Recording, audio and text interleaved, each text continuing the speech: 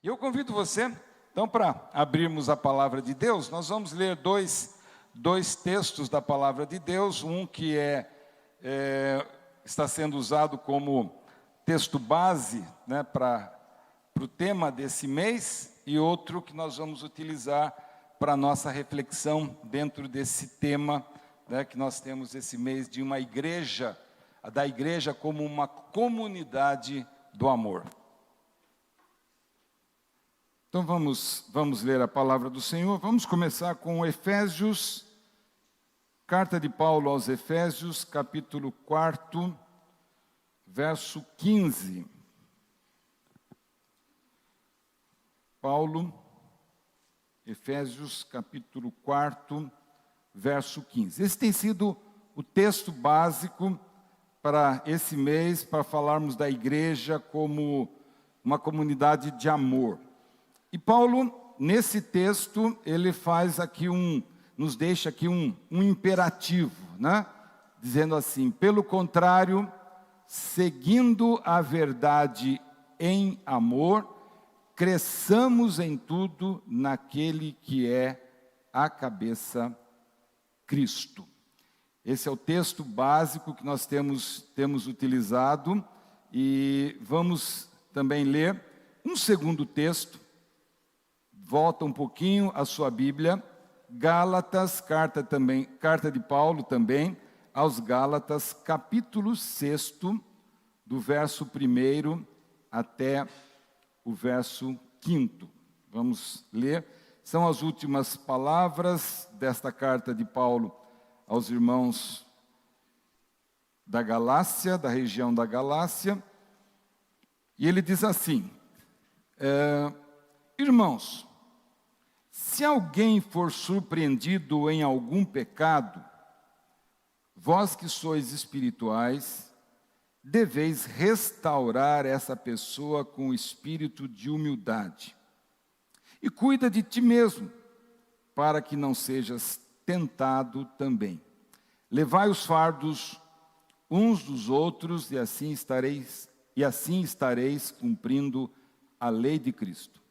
Pois se alguém pensa ser importante, não sendo nada, engana a si mesmo. Mas cada um avalie seu próprio procedimento, e então terá motivo para orgulho, somente em si mesmo e não nos outros, porque cada um carregará o seu próprio fardo. Amém. Vamos orar nesse momento? Pedir para que os irmãos também hoje estejam lembrando agora nas orações dos nossos licenciados. Hoje, nesse momento, o Paulinho está lá na igreja de Tupã, esteve ontem na igreja de Bastos, ontem à noite e hoje de manhã, e hoje à noite prega na nossa igreja em Tupã, como cumprimento aí das exigências da licenciatura, e a Neila está pregando hoje na igreja de Mirandópolis. Então, os nossos licenciados estão cumprindo as suas tarefas, né, que fazem parte da licenciatura, e são ali os ministrantes da palavra, que nós estejamos lembrando deles também nas nossas orações. Vamos orar. Pai querido, agradecemos, Senhor, pelo momento em que nós estamos diante do Senhor, como parte da Tua igreja, a igreja que está espalhada na face de toda a terra. Teu povo, ó Deus, nas diversas denominações que se reúne para Te adorar, para Te honrar, para Te glorificar, mas também, Senhor, Teu povo que se reúne para ouvir da Tua voz, e nós sabemos que Tu és esse Deus pessoal que vem ao nosso encontro e vem falar conosco. Nesse momento, ó Deus, de culto, de celebração, nesse momento comunitário, mas de uma forma muito especial, eu sei que o Senhor sempre chega a cada um, particularmente para falar ao coração.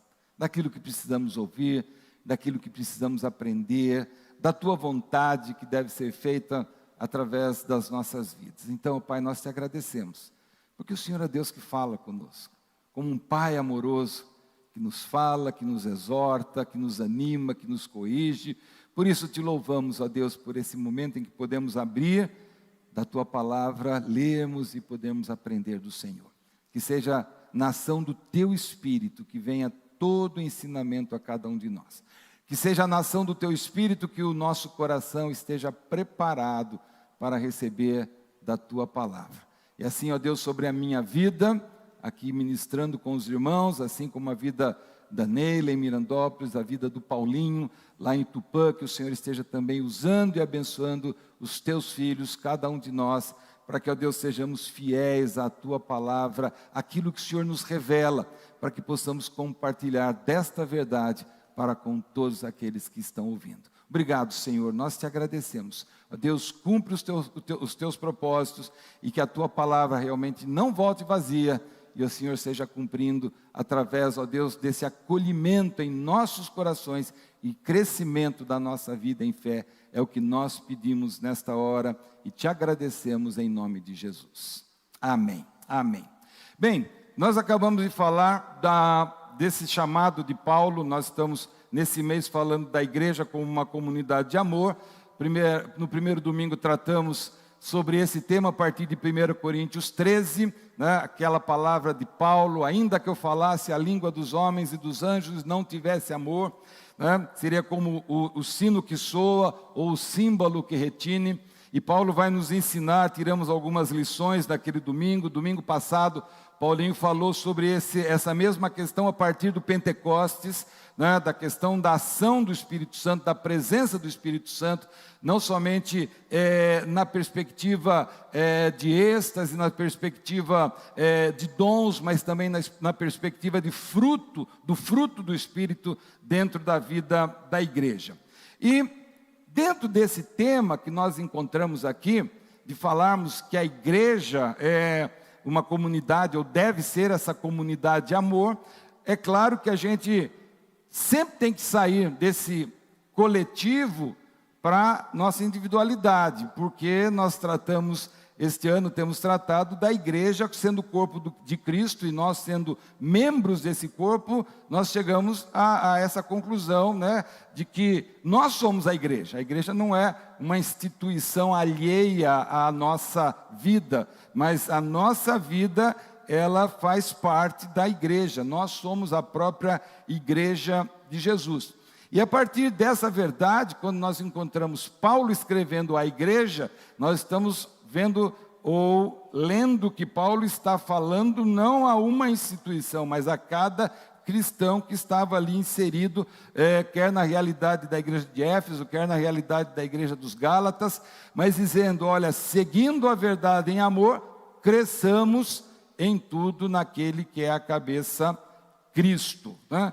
E quando a gente lê esse texto, está no verso 15 do capítulo 4, é como que um reforço que Paulo está fazendo ali. Há uma palavra que ele já tinha dito, né, no verso 13, depois de falar sobre a unidade do corpo, né, sobre a questão da ação do Espírito Santo na vida da igreja.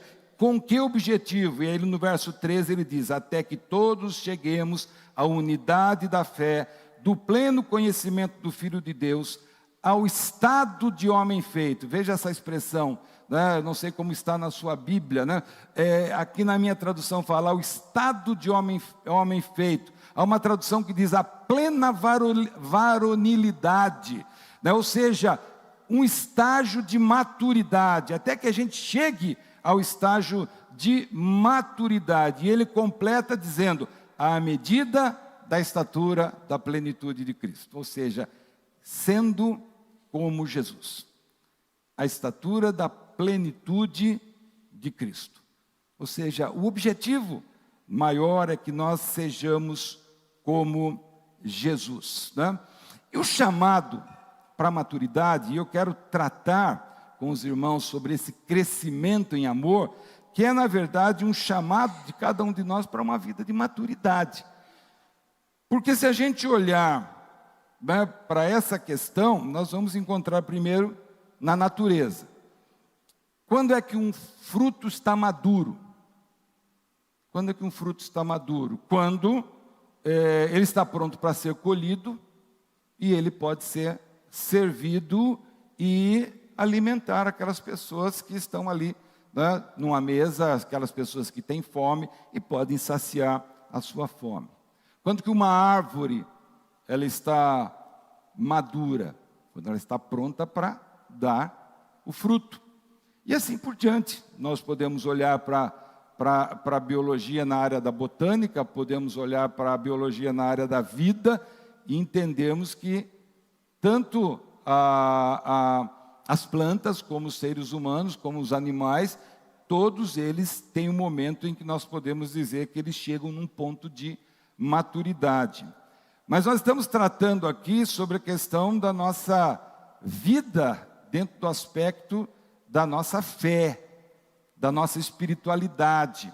E quando nós falamos de espiritualidade, nós lembramos 1 Coríntios 13, no final de tudo, quando Paulo fala assim: agora, pois, permanecem a fé, a esperança e o amor. Quer dizer, o que fundamenta a vida de um cristão? Fé, esperança e amor, e o maior deles é o amor.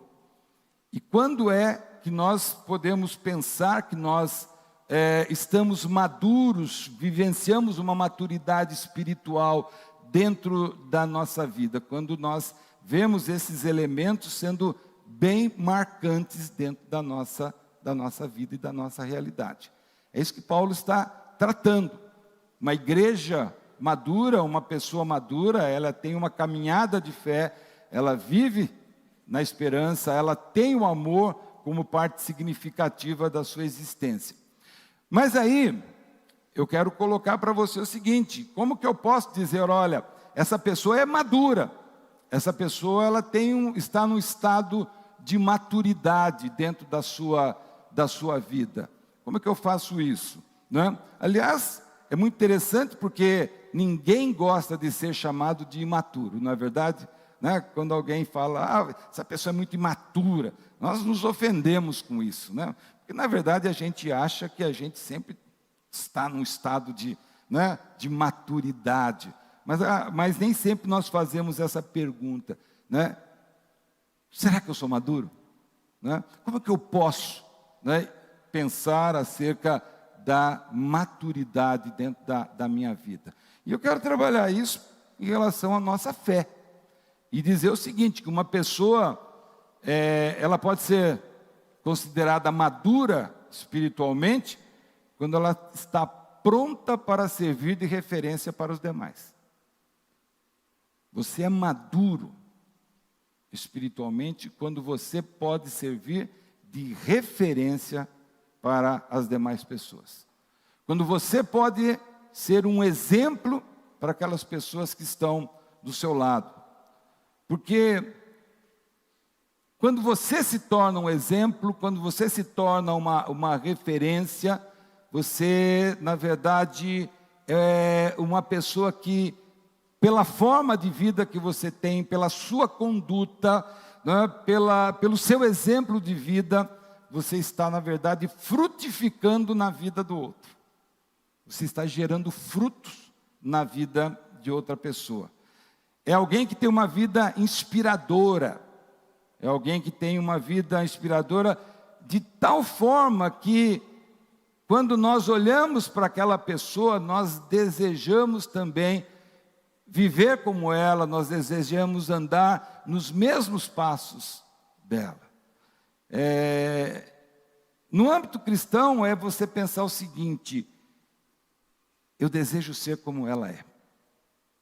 Eu desejo ser como ela é. Alguém desejar ser como você é.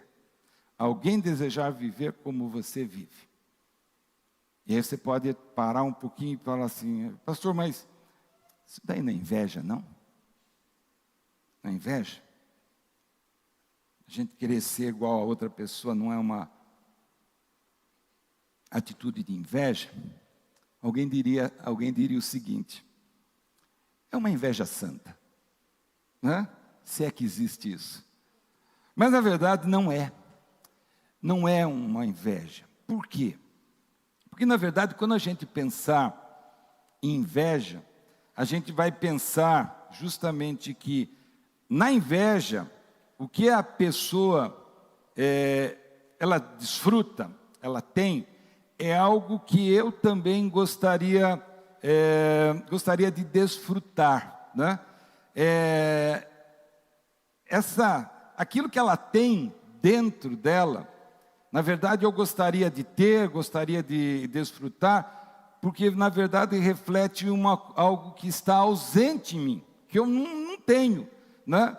E eu quero ter, eu quero repor isso na minha vida, porque eu acho que aquilo que ela tem e que eu quero ter também na minha vida é o motivo da felicidade dela e vai ser também o que vai resolver a minha questão em relação à felicidade. Por trás disso há um desejo de possuir.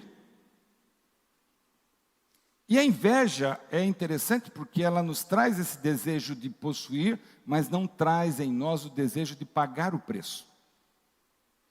Não traz em nós esse desejo. Simplesmente eu quero ter. Talvez eu quero ter aquilo que ela tem, que saia dela e venha para mim. Mas eu não estou disposto a pagar o preço. Mas uma pessoa madura, né, ela nos inspira não a termos o que ela tem, mas a vivermos da forma como ela vive. Ela nos inspira a vivermos no nível de devoção, de intimidade com Deus que ela tem. Uma pessoa madura, ela nos inspira a andarmos, né, com os mesmos passos seguros que ela anda na vida. E uma pessoa madura, ela nos inspira a sermos uma referência para os demais como ela é. Então, a maturidade não me leva a querer ter simplesmente o que o outro tem, mas me leva a dispor a minha vida para andar e pagar o preço, né, do caminho em que aquela pessoa que se tornou um referencial para mim, vive e tem. Então, não é somente a gente ter na nossa vida, né, desejar o que uma pessoa tem, mas é também saber que o caminho que ela fez para chegar onde ela chegou, para ela viver da forma que ela vive, esse caminho também eu posso fazer. O caminho da maturidade me leva justamente a buscar esse mesmo caminho, porque eu sei que ela se tornou um referencial, porque nesse caminho ela contou com a graça de Deus, e na medida em que eu estiver também adentrando esse caminho, eu vou contar com a graça, com a bênção, com o cuidado de Deus, para que eu possa ter um crescimento na minha vida. Isso me chama a crescer, isso me chama a amadurecer. E gente madura tem uma leveza na vida. Gente madura, elas não são negativas. Gente madura é motivadora. Gente madura é gente que sabe que não precisa se provar para ninguém. É gente que não está preocupada em aparência. Ela está preocupada em viver a sua vida de maneira simples, sabendo que aquilo que é a sua vida é tão somente para Deus e para a glória dEle. Quando a gente vê esse texto aqui de Efésios capítulo 4, quando nós lemos aqui, lá no verso 14, Paulo está falando daqui, para que a gente possa crescer. Ele fala da unidade do corpo. Ele fala o seguinte, para que a gente cresça, para que a gente não seja mais como crianças. E o que é criança? O que é a marca da vida de uma criança? É a inconstância. Ela não tem ainda amadurecimento necessário para ter um pleno esclarecimento das coisas que são importantes. A criança é totalmente inconstante, e Paulo fala isso, né? Que uma pessoa madura é justamente uma pessoa que sabe quem é, não fica procurando provar nada para ninguém e nem fica correndo de um lado para outro numa perspectiva de insatisfação da sua vida, porque ele está satisfeito por saber quem é e quem é o Deus da sua vida. Quem era assim? Paulo.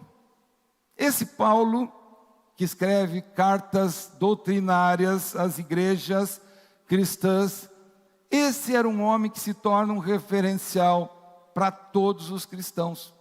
Paulo era um homem que se mostrava, né, como alguém maduro na fé. Alguém que, tão maduro, que lá na primeira carta aos Coríntios, no capítulo 11, ele fala o seguinte: sede meus imitadores, como eu também sou imitador de Jesus. Sede meus imitadores. Ou seja, a capacidade que ele tinha de se reconhecer como alguém que estava crescendo em Deus, na fé, na esperança e no amor. E o chamado de Paulo aqui não é para que você tente entrar num caminho de perfeição, de forma alguma. Paulo não nos fala essas palavras justamente para dizer o seguinte: olha, você tem que ser perfeito. Você não é perfeito. Nós não somos perfeitos. Não temos esse caminho de perfeição absoluta que só pertence a Deus. Paulo não chama a igreja para dizer o seguinte: olhe para mim porque eu não erro. Olhe para uma pessoa que é perfeita, sem pecado, não erra. Não é isso que ele está falando. Não é essa a perspectiva, porque ele é bem claro nas suas cartas em falar da nossa própria condição de pecadores.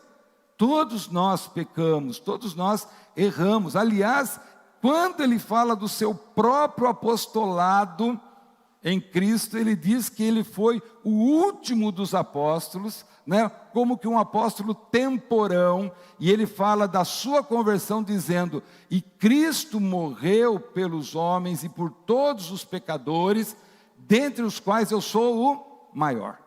Eu sou o maior de todos. Eu sei o que é a minha vida, eu sei quem eu fui, eu sei quem eu sou, e eu sei o quanto eu careço da graça de Deus na minha vida. O que ele está dizendo aqui: olha, não olhe para quem não erra, mas olhe para alguém que está se esforçando ao máximo para reproduzir, com a sua vida, a própria vida de Jesus.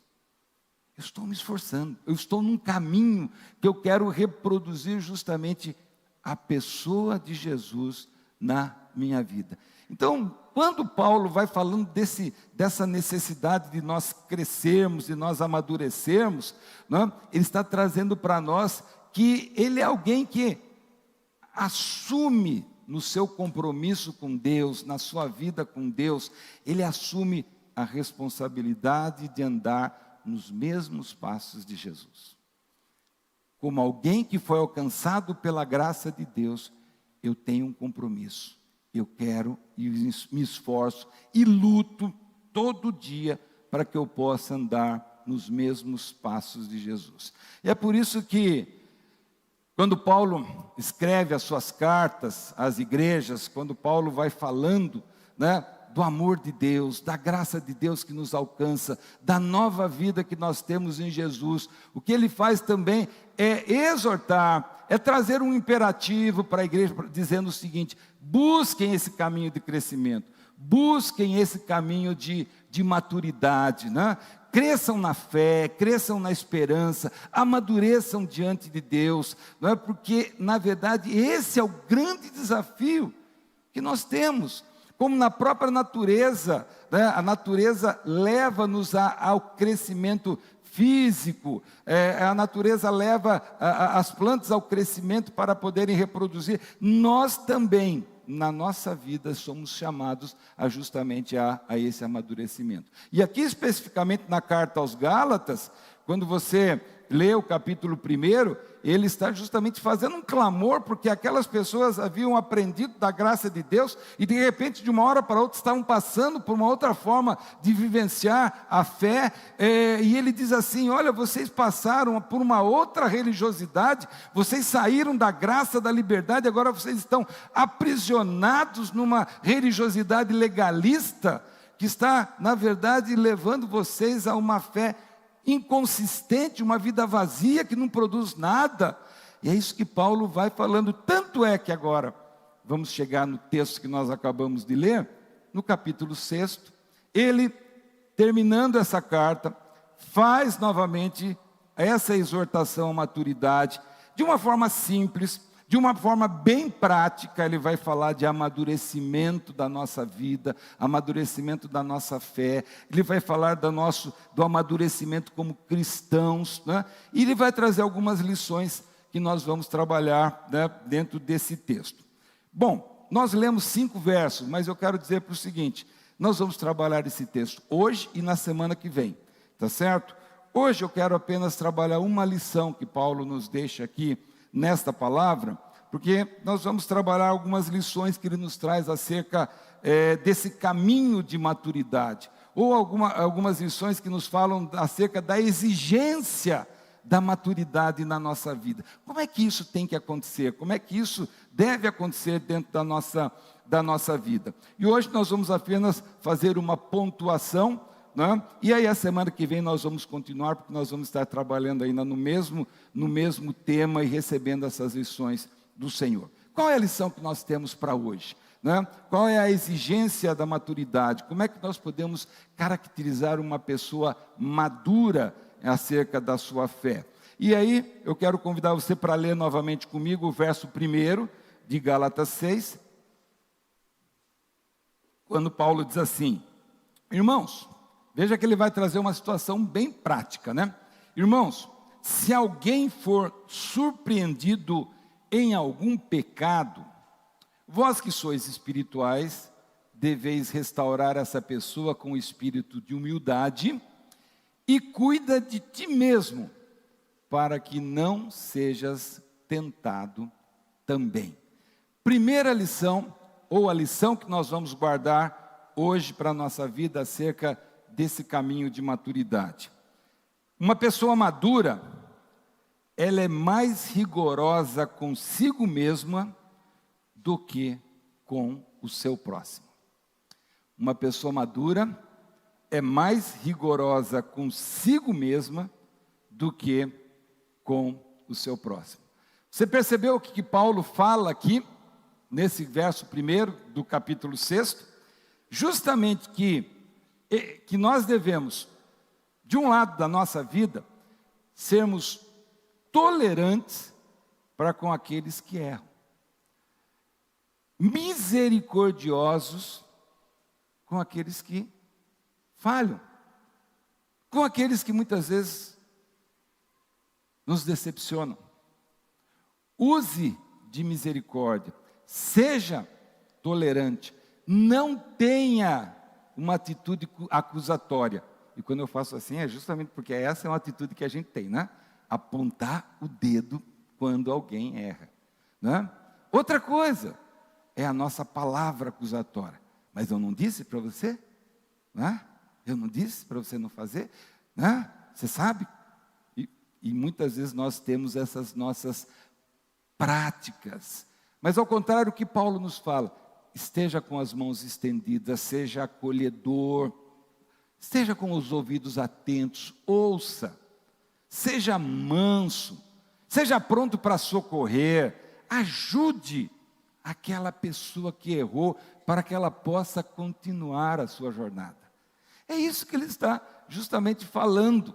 E por que Paulo fala isso para nós? Porque dentro do seu coração misericordioso, na palavra que o Espírito Santo vai inspirando para Paulo, ele vai lembrando acerca do que é a própria vida da gente, né? Para um pouquinho para pensar, quando uma pessoa erra e ela sabe que errou, ela tem consciência daquilo que fez, né? Vamos falar aqui da nossa própria existência, da nossa própria vida. Quando a gente reconhece, né, que errou, fez alguma coisa errada, é simples a gente dizer o seguinte: está tudo certo, a vida continua. Ou muitas vezes nós temos na nossa consciência aquela acusação: você fez algo errado. Você fez algo errado. Então, quando alguém erra, quando alguém está em pecado, comete algum pecado, né? Primeiro, ela tem duas dificuldades claras na vida. Primeiro, de se levantar sozinha, porque ela se autoacusa. Ela não consegue se levantar sozinha. Ela já tem essa dificuldade. E por que a gente vai chegar lá e vai aumentar o peso ainda? A segunda coisa, né? Ela vive no medo de levantar e, na verdade, seguir e cair de novo. E se eu fizer errado de novo? E aí? E aí ela vai sentindo sempre essa dificuldade de recomeçar, de continuar, porque o medo vai paralisando. Então, quando Paulo está dizendo, olha, sabe, pense bem na situação da pessoa. Olhe com olhos de misericórdia. Porque nessa hora em que ela está vivendo esse dilema, ela vive esse conflito interior, né, ela precisa do quê? De uma pessoa amorosa, de uma pessoa com um coração terno, uma pessoa incentivadora, que é justamente essencial para levantar quem precisa. Não precisa de mais ninguém para colocá-la no fundo do poço.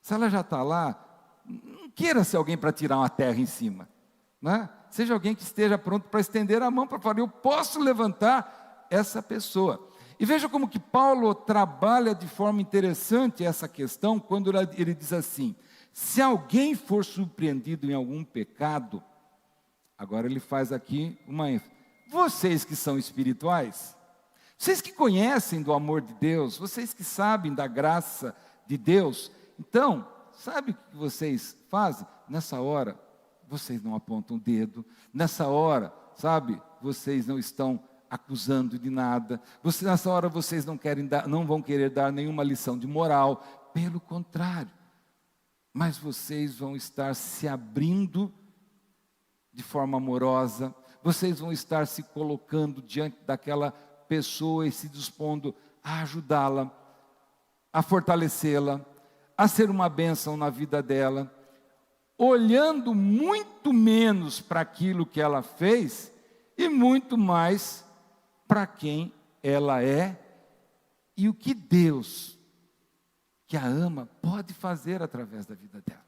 Lembrando que o propósito de Deus continua na vida dela da mesma forma, e nós não podemos nos esquecer disso. E esse é o desafio de gente madura. Quem quer realmente atingir estágio de maturidade, quem quer ser visto como uma pessoa madura, né, tem que aprender a viver nesse caminho. E esse é um caminho muito sério, porque é o caminho que faz parte dos nossos relacionamentos interpessoais. Acontece aqui na igreja, no trabalho, em casa, onde nós estivermos com as pessoas, nós estaremos vivendo essa realidade. E diante dessa realidade, para sermos pessoas maduras, nós temos que aprender a olhar o outro com olhos de misericórdia. E eu gosto muito dessa palavra, eu sempre falo isso, né? Porque a misericórdia, né, é a gente poder enxergar com o coração, né? Porque a palavra, o termo córdia vem da cardia, do coração, a miséria do outro. Misericórdia é isso. Quando eu consigo olhar com o coração a miséria do outro, né?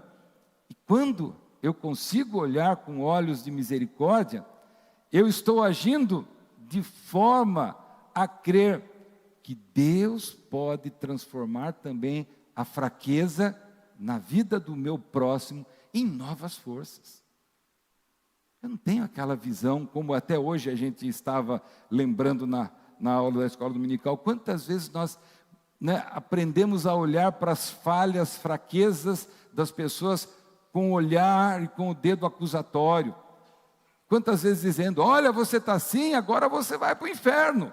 Olha, Deus não gosta de você. Olha, e a gente já estabelece sentenças na vida das pessoas, né?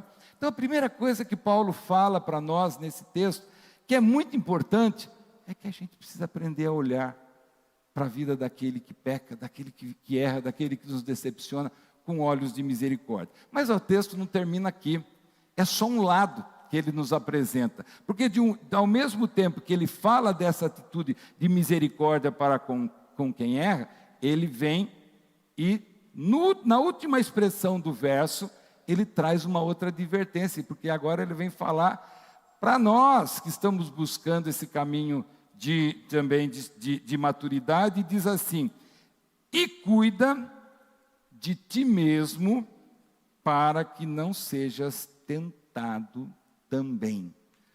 Ou seja, Se de um lado eu tenho que ter essa atitude de misericórdia para com quem erra, de outro lado, eu tenho que ter uma atitude de rigor comigo mesmo.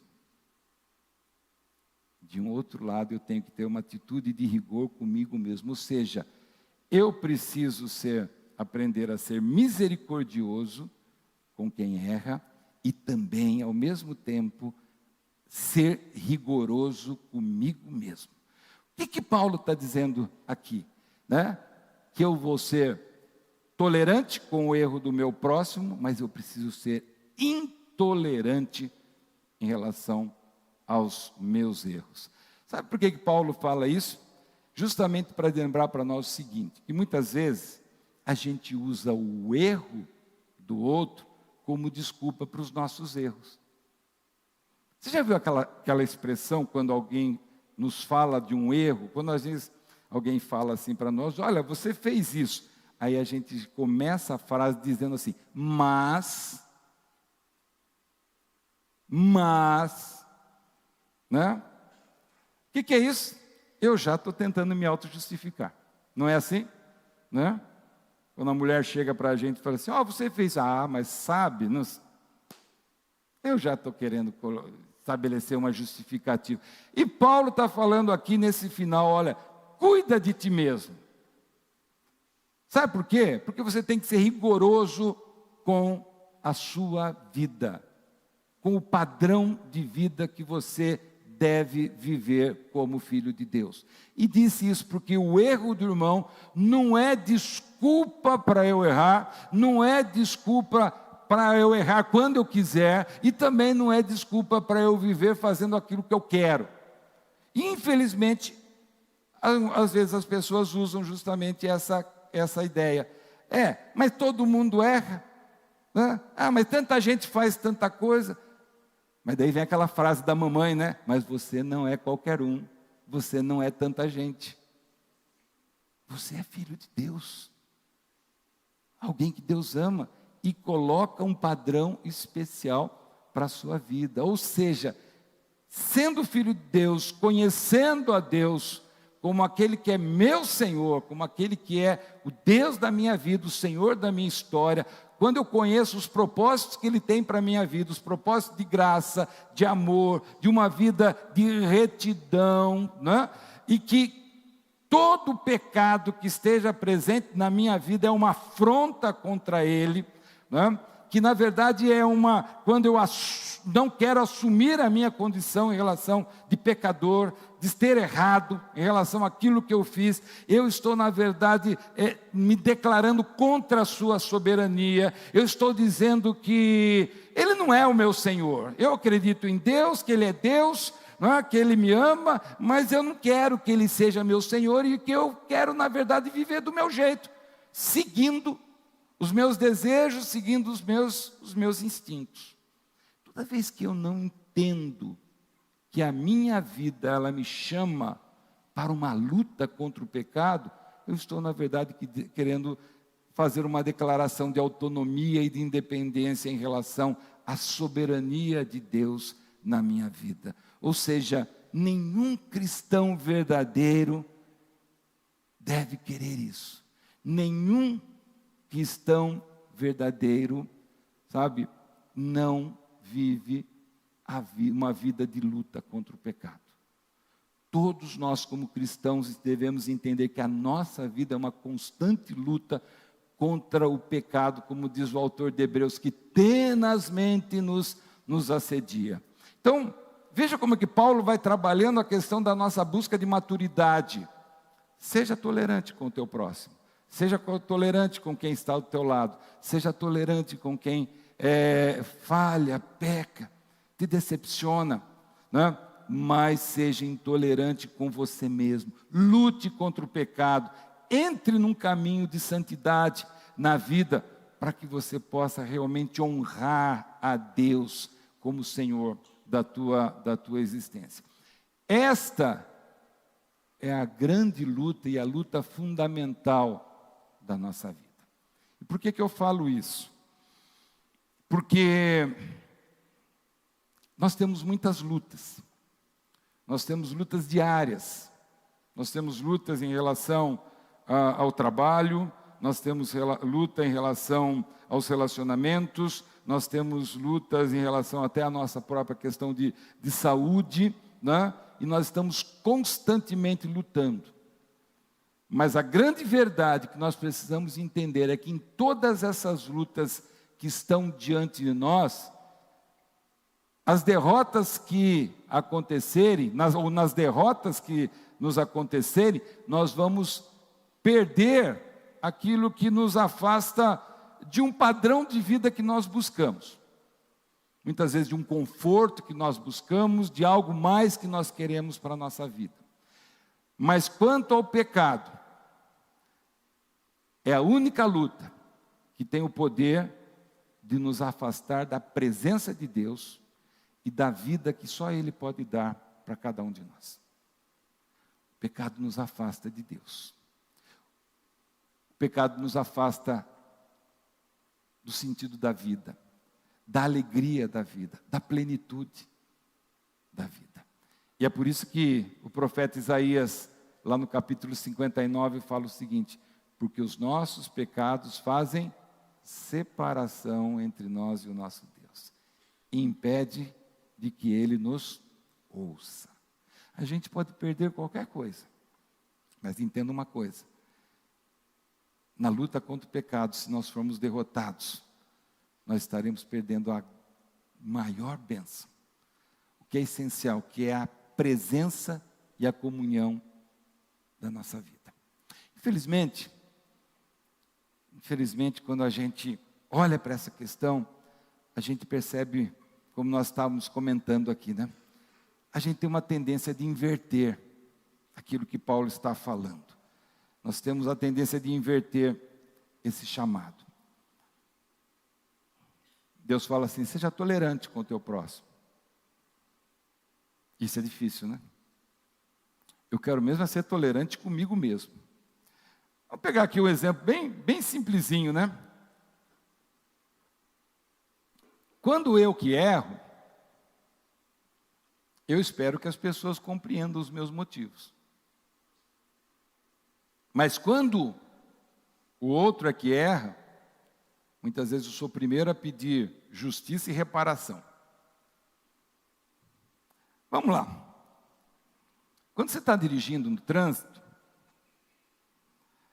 vou dar aqui uma expressão eu não sei se aqui é assim, mas lá no meu tempo, lá, a gente falava assim: você faz uma barbeiragem. Sabe o que é isso? Todo mundo sabe. Então, essa linguagem deu para entender, né? No trânsito. Aqui não acontece, né, gente? Aqui não acontece. Imagina, né? Geralmente é lá no Afeganistão, né? Naquelas partes, né? Aqui não. Você está no trânsito e você fecha a pessoa que está lá do lado, né? Você faz uma conversão errada, alguma coisa você fez errado no trânsito, e alguém fica bravo com você. O que você vai falar? Não, mas você entender que eu estou com a cabeça cheia, eu estou nervoso lá com o meu trabalho, eu tô com os problemas lá, sabe? Né? Quer dizer, eu errei, mas teve uma justificativa, né? Eu errei, mas a pessoa tem que entender o momento que eu estou passando, né? Agora, quando o outro erra e te dá uma fechada no trânsito, né? Está perdoado, irmão? É isso que você fala? Deus te abençoe, vá em paz. Você fala assim, né? Que crente não xinga, né? Então, né? Abençoado que tirou carta por telefone. Amalequita incircunciso.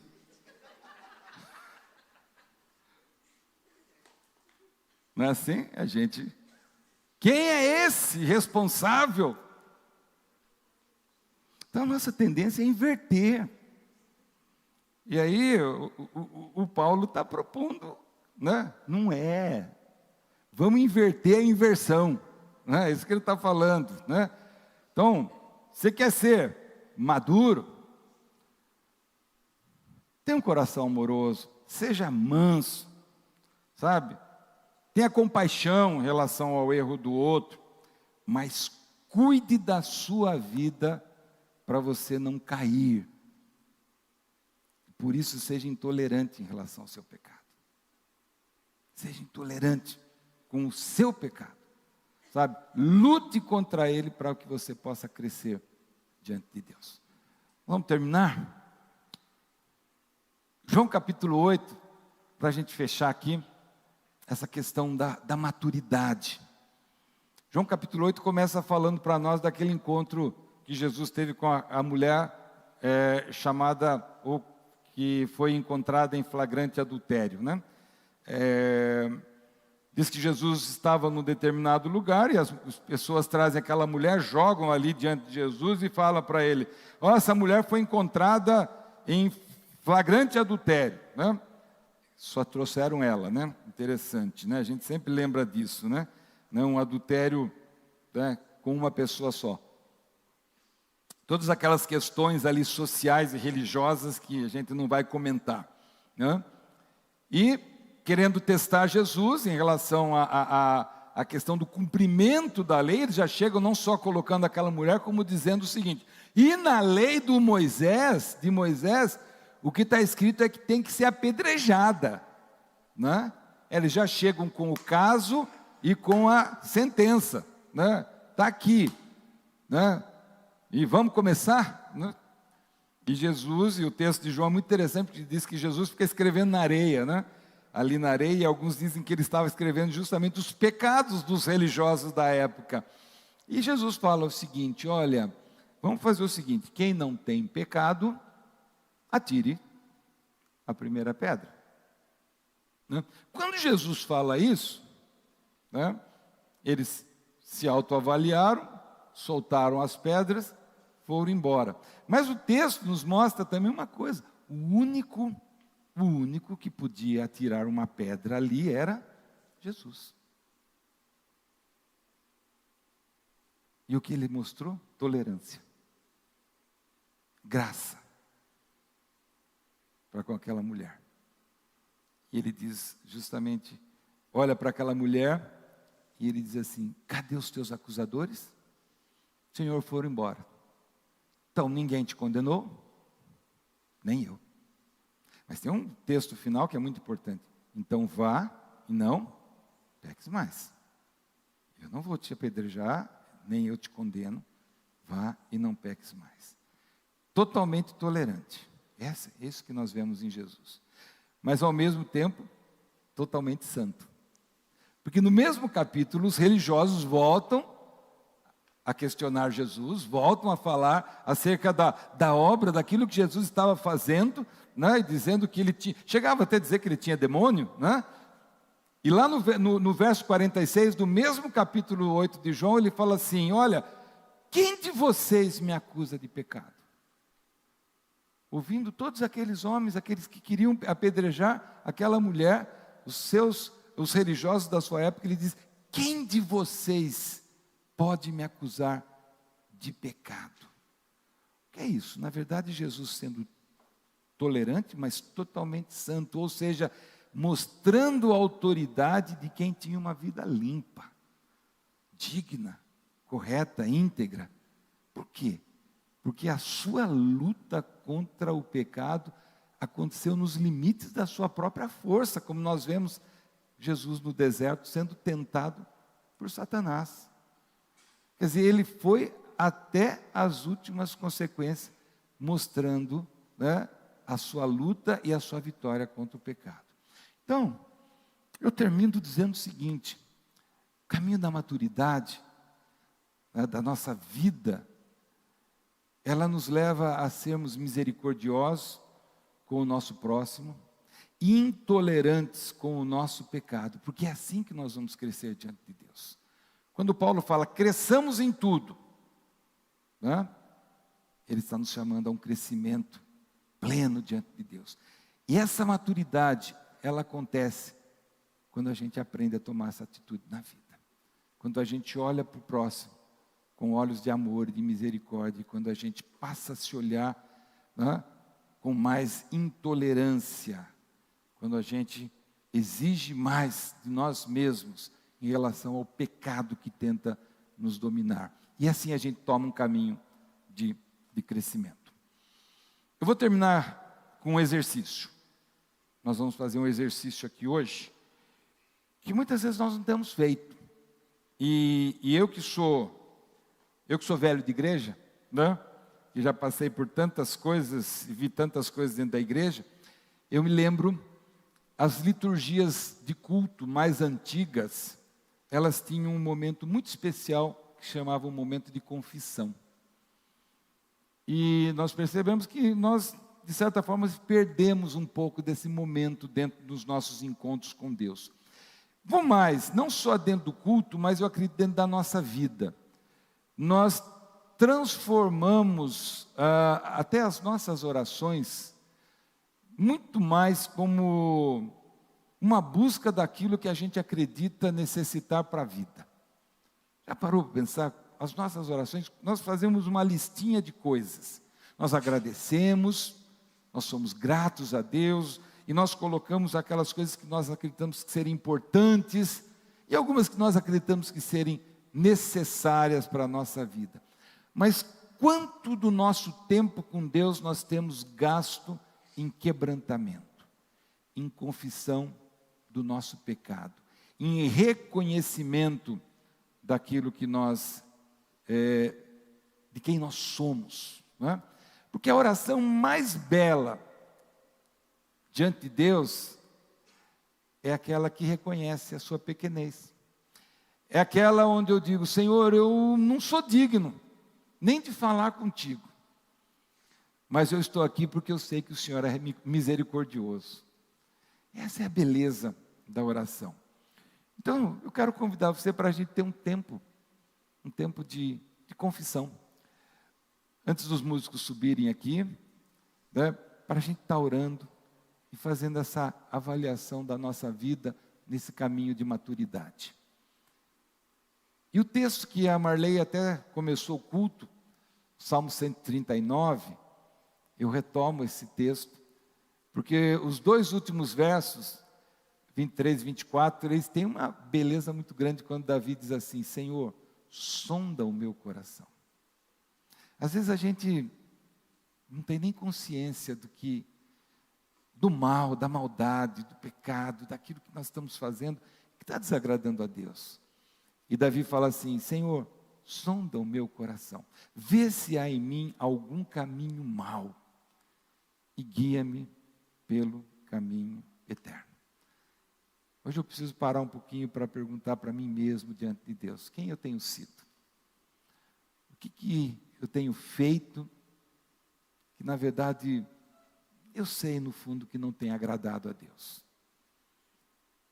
As minhas ações, as minhas omissões, os meus pensamentos, como é que eu tenho tratado essas questões? Simplesmente achado que, não tem nada a ver.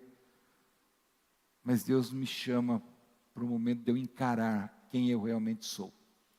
Porque esse é um caminho que me leva à maturidade. De eu pedir perdão: Senhor, eu quero colocar a minha vida e pedir perdão por aquilo que eu tenho feito e tem te desagradado.